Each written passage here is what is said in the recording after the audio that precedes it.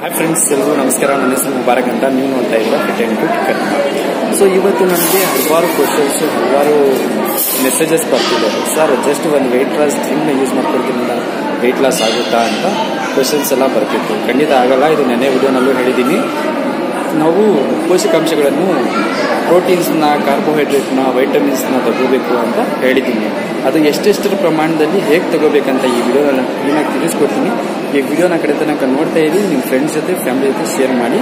ಮತ್ತು ಇನ್ನೊಂದು ರಿಕ್ವೆಸ್ಟ್ ಏನಂದರೆ, ನಾನು ಇಲ್ಲಿ ಎಕ್ಸ್ಟರ್ನಲ್ ಮೈಕ್ ತಂದಿಲ್ಲ, ಸ್ವಲ್ಪ ವಾಯ್ಸಲ್ಲಿ ನಾಯ್ಸ್ ಬರ್ಬೋದು. ಸೊ ದಯವಿಟ್ಟು ಕ್ಷಮಿಸಿ, ಅರ್ಥ ಆಯ್ತಾ? ಫಸ್ಟ್ ಇವಾಗ ನಾವು ನ್ಯೂಟ್ರಿಯೆಂಟ್ಸ್ನ ನೋಡೋದಾದರೆ, ನ್ಯೂಟ್ರಿಯೆಂಟ್ಸ್ನಲ್ಲಿ there are two types of nutrients. First ಏನಂದರೆ macro nutrients and micro nutrients ಅಂತ. ಮ್ಯಾಕ್ರೋ ನ್ಯೂಟ್ರಿಯೆಂಟ್ಸ್ನಲ್ಲಿ ಏನೇನು ಬರುತ್ತೆ ಅಂದರೆ, ಪ್ರೋಟೀನ್ ಬರುತ್ತೆ, ಕಾರ್ಬೋಹೈಡ್ರೇಟ್ ಬರುತ್ತೆ, ಫ್ಯಾಟ್ ಬರುತ್ತೆ. ಹಾಗೆಯೇ ಈ ಮೈಕ್ರೋ ನ್ಯೂಟ್ರಿಯೆಂಟ್ಸಲ್ಲಿ ಏನೇನು ಬರುತ್ತೆ ಅಂದರೆ, ಸೊ ವೈಟಮಿನ್ಸ್, ಮಲ್ಟಿವೈಟಮಿನ್ಸ್, ಕ್ಯಾಲ್ಶಿಯಂ ಇವೆಲ್ಲ ಇದರಲ್ಲಿ ಬರುತ್ತೆ. ಅರ್ಥ ಆಯ್ತಾ? ಸೊ ಇವಾಗ ನಾವು ಏನು ನೋಡ್ತೀವಿ ಅಂದರೆ, ಮ್ಯಾಕ್ರೋ ನ್ಯೂಟ್ರಿಯೆಂಟ್ಸ್ ನೋಡ್ತೀವಿ. ಮ್ಯಾಕ್ರೋ ನ್ಯೂಟ್ರಿಯೆಂಟ್ಸ್ನಲ್ಲಿ ಪ್ರೋಟೀನ್ ಇರುತ್ತಲ್ವಾ, ಈ ಪ್ರೋಟೀನ್ ಎಷ್ಟು ಪ್ರಮಾಣದಲ್ಲಿ ತಗೋಬೇಕಂದ್ರೆ, ಇದು age, height, weight, gender according ಇದು ಚೇಂಜ್ ಆಗ್ತಾ ಇರುತ್ತೆ. ಅರ್ಥ ಆಯ್ತಾ? ಸೊ ಇವಾಗ ನಾವು ಫಾರ್ ಎಕ್ಸಾಂಪಲ್ ಮೇಲ್ಗೆ ಅನ್ಕೊಳ್ಳಿ, ಅಂದರೆ ಗಂಡಸರಿಗೆ ಅವರ ವೆಯ್ಟ್ ಬಂದ್ಬಿಟ್ಟು 70 kgs ಇದೆ ಅನ್ಕೊಳ್ಳಿ. 70 kgs ವೆಯ್ಟ್ ಇರೋ ಅಂತಹ ಗಂಡಸರು ಎಷ್ಟು ಪ್ರೋಟೀನ್ನ ತಗೋಬೇಕಂದ್ರೆ, ಅಪ್ರಾಕ್ಸಿಮೇಟ್ಲಿ 7 × 1.5 ಅಂದರೆ 105 ಗ್ರಾಮ್ ಅಷ್ಟು ಪ್ರೋಟೀನ್ ಪರ್ ಡೇ ಕನ್ಸ್ಯೂಮ್ ಮಾಡಬೇಕಾಗುತ್ತೆ. ಇದನ್ನು ಫುಲ್ಫಿಲ್ ಮಾಡ್ಕೊಳ್ಳೋದಕ್ಕೋಸ್ಕರನೇ ಈ ಪ್ರೋಟೀನ್ ಪೌಡರ್ಸ್ ಅಂತ ಇವೆ, ನೈಸರ್ಗಿಕ ಇದು ಆರ್ಟಿಫಿಷಿಯಲ್ ಪೌಡರ್ಸ್ ಇವೆಲ್ಲ ಬರುತ್ತೆ. ಅದರಿಂದ ಒಂದಲ್ಲ ಒಂದು ರೀತಿಯಾದಂಥ ಸದ್ಯಕ್ಕೆ ರಿಸಲ್ಟ್ ಬರೋ ಥರನೇ ಇರುತ್ತೆ. ಆದರೆ ಅದರಿಂದ ಒಂದಲ್ಲ ಒಂದು ದಿನ, ಒಂದಲ್ಲ ಒಂದು ರೀತಿ ಸೈಡ್ ಎಫೆಕ್ಟ್ ಇರುತ್ತೆ.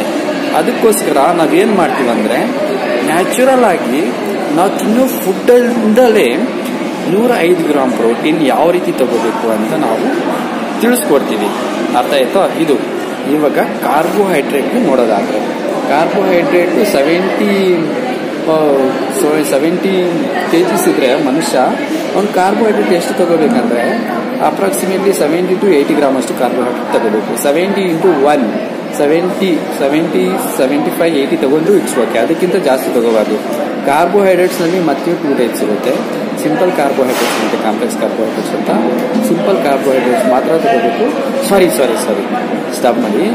ಸಿಂಪಲ್ ಅಲ್ಲ, ಕಾಂಪ್ಲೆಕ್ಸ್ ಕಾರ್ಬೋಹೈಡ್ರೇಟ್ನ ಮಾತ್ರ ತಗೋಬೇಕು. ಸಿಂಪಲ್ ಕಾರ್ಬೋಹೈಡ್ರೇಟ್ಸ್ನ ತಗೋಬಾರ್ದು. ಸಿಂಪಲ್ ಕಾರ್ಬೋಹೈಡ್ರೇಟ್ಸ್ನ ತಗೊಂಡ್ರೆ ಸೊ ನೋ ಯೂಸ್. ಆಯಿತಾ? ಈ ಬರುಗು ಇರುತ್ತಲ್ಲ, ಬರುಗು ತಿಂದಷ್ಟೊತ್ತಿಗೆ ಸ್ವಲ್ಪ ಟೇಸ್ಟ್ ಆಗಿರುತ್ತೆ. ಮತ್ತು ಆಮೇಲೆ ಆಟೋಮೆಟಿಕ್ಕಾಗಿ ಅದರಲ್ಲಿ ಸಾರಾಂಶನೇ ಏನಿರಲ್ಲ. ಸೊ ಇದ್ರೆ ಸ್ವಲ್ಪ ಕಾರ್ಬೋಹೈಡ್ರೇಟ್ ಇರುತ್ತೆ, ಅದು ಸ್ವಲ್ಪ ಎನರ್ಜಿ ಪ್ರೊವೈಡ್ ಮಾಡುತ್ತೆ ಅಷ್ಟೇ. ಅದು ಬಿಟ್ಟು ಬೇರೆ ಏನೂ ಇಲ್ಲ ಅದರಲ್ಲಿ. ಫ್ಯಾಟ್ ಅಂದರೆ, ಫ್ಯಾಟ್ನಲ್ಲೂ are so many ways, types of fats. Saturated fat, monosaturated fat, healthy. ನಾನು ಸಿಂಪಲ್ ಲ್ಯಾಂಗ್ವೇಜಲ್ಲಿ ಹೇಳಬೇಕಂದ್ರೆ ಹೆಲ್ತಿ, ಅನ್ಹೆಲ್ತಿ ಫ್ಯಾಟ್. ಅರ್ಥ ಆಯ್ತಾ? ಅದರಲ್ಲಿ ಹೆಲ್ತಿ ಫ್ಯಾಟ್ನ ತಗೋಬೇಕಾಗುತ್ತೆ. ಹೆಲ್ತಿ ಫ್ಯಾಟ್ ತಗೊಳ್ಳಿಲ್ಲ ಅಂದರೆ, ಈ ಫ್ಯಾಟ್ ತಗೊಳ್ಳಿಲ್ಲ ಅಂದರೆ ಇಷ್ಟೆಲ್ಲ ಪ್ರಾಬ್ಲಮ್ಸ್ ಆಗುತ್ತೆ. ಮತ್ತು ಸೊ ಇದು ಕಾರ್ಬೋಹೈಡ್ರೇಟ್ ಆಯಿತು. ಕಾರ್ಬೋಹೈಡ್ರೇಟು, ಫ್ಯಾಟು, ಪ್ರೋಟೀನ್ ಆಯಿತು. ಇದೆಲ್ಲ ಮ್ಯಾಕ್ರೋ ನ್ಯೂಟ್ರಿಯೆಂಟ್ಸಲ್ಲಿ ಬಂತು. ಇವಾಗ ಮೈಕ್ರೋ ನ್ಯೂಟ್ರಿಯೆಂಟ್ಸ್ನ ನೋಡೋದಾದರೆ, ವೈಟಮಿನ್ಸ್, ಕ್ಯಾಲ್ಶಿಯಂ, ಮಿನರಲ್ಸ್ ಇವೆಲ್ಲ ಇರುತ್ತಲ್ಲ, ಮಲ್ಟಿವೈಟಮಿನ್ಸ್, ಅದನ್ನೆಲ್ಲ ನಾವು ಕರೆಕ್ಟಾಗಿ ಸಮಯಕ್ಕೆ ತಗೋಬೇಕಾಗುತ್ತೆ. ಆಗಲೇ ನಾವು ರಿಸಲ್ಟ್ ಬರಲಿಕ್ಕೆ ಸಾಧ್ಯ. ಅರ್ಥ ಆಯ್ತಾ? ಕೆಲವರು ಜಸ್ಟು ಮ್ಯಾಕ್ರೋ ನ್ಯೂಟ್ರಿಯೆಂಟ್ಸ್ ಬಗ್ಗೆ ಮಾತ್ರ ಕಾನ್ಸಂಟ್ರೇಟ್ ಮಾಡ್ತಾರೆ, ಮೈಕ್ರೋ ನ್ಯೂಟ್ರಿಯೆಂಟ್ಸ್ನ ಬಿಟ್ಟಿರ್ತಾರೆ. First of all macro nutrients ನಾವು ತಿಂದಿರ್ತೀವಲ್ಲ, ಅವು ಕರೆಕ್ಟಾಗಿ ಜೀರ್ಣ ಆಗಬೇಕಂದ್ರೆ, ಕರೆಕ್ಟಾಗಿ ಡೈಜೆಸ್ಟ್ ಆಗಬೇಕಂದ್ರೆ ಮೈಕ್ರೋ ನ್ಯೂಟ್ರಿಯೆಂಟ್ಸ್ಗೆಲ್ಲ ಫೈಬರು, ಮಿನರಲ್ಸು, ಕ್ಯಾಲ್ಶಿಯಮ್ಮು ಇವೆಲ್ಲ ತನ್ನದೇ ಆದಂತಹ ರೋಲು ಡೈಜೆಷನ್ನಲ್ಲಿ ಪ್ಲೇ ಮಾಡುತ್ತೆ. ಆಯಿತಾ? ಅದಕ್ಕೋಸ್ಕರ ನಾವು ಎರಡು ಬ್ಯಾಲೆನ್ಸ್ ಮಾಡಿಬಿಟ್ಟು ಡಯಟ್ ಮಾಡಬೇಕು ಅನ್ನೋದು. ಮತ್ತು ಇನ್ನೊಂದೇನೆಂದರೆ, ಜಸ್ಟು ಡಯಟ್ ಮಾಡೋದ್ರಿಂದನೂ ನಿಮಗೆ ವೆಯ್ಟ್ ಲಾಸು, ಫಿಸಿಕಲ್ ಗೋಲ್ಸ್ನ ಅಚೀವ್ ಮಾಡ್ಕೊಳ್ಳೋಕ್ಕೆ ಸಾಧ್ಯ ಇಲ್ಲ. ಸೊ ಅದಕ್ಕೋಸ್ಕರ ಎಕ್ಸಸೈಸ್ ಇಂಪಾರ್ಟೆಂಟ್. ಬಟ್ ಡಯಟ್ ಬಂದುಬಿಟ್ಟು 60 to 70% diet important. After that 30 to 35% ಬಂದುಬಿಟ್ಟು ಎಕ್ಸಸೈಸ್ ಇಂಪಾರ್ಟೆಂಟ್. ಅದೆರಡು ತಂದೆ ತಾಯಿ ಇದ್ದಂಗೆ, ಒಂದೇ ನಾಣ್ಯದ ಎರಡು ಮುಖಗಳಿದ್ದಂಗೆ. ಅರ್ಥ ಆಯ್ತಾ? ಸೊ ಇವಾಗ ಏನಂದರೆ, ನಾನು ಇಷ್ಟೆಲ್ಲ ಹೇಳ್ದಲ್ಲ, ಇವಾಗ ಅಪ್ರಾಕ್ಸಿಮೇಷನ್ ಕ್ಯಾಲ್ಕುಲೇಟ್ ಮಾಡಿಬಿಟ್ಟು ಇವೆಲ್ಲ ಬಂದುಬಿಟ್ಟು ವೆಯ್ಟ್ ಲಾಸ್ಗೋಸ್ಕರ. ಇದೇ ಥರ ವೆಯ್ಟ್ ಗೇನ್ಗೆ, ಫಿಟ್ನೆಸ್ಗೆ, ಮಸಲ್ ಬಿಲ್ಡಿಂಗ್ ಎಲ್ಲ ಡಿಫ್ರೆಂಟ್ ಕ್ಯಾಲ್ಕುಲೇಟ್ ಮಾಡಿಬಿಟ್ಟು ಡಯಟ್ನ ಪ್ರಿಪೇರ್ ಮಾಡ್ತಾರೆ ಆಯಿತಾ. ಅವು ಆ ಪ್ರೊಫೆಷ್ನಲ್ಸ್ ಪ್ರಿಪೇರ್ ಮಾಡಬೇಕಾಗುತ್ತೆ.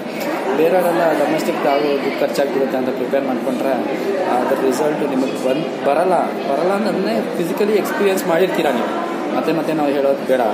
ಸೊ ನಮಗೆ ಈ ವಿಡಿಯೋ ಇಷ್ಟ ಆಗಿದೆ ಅಂದರೆ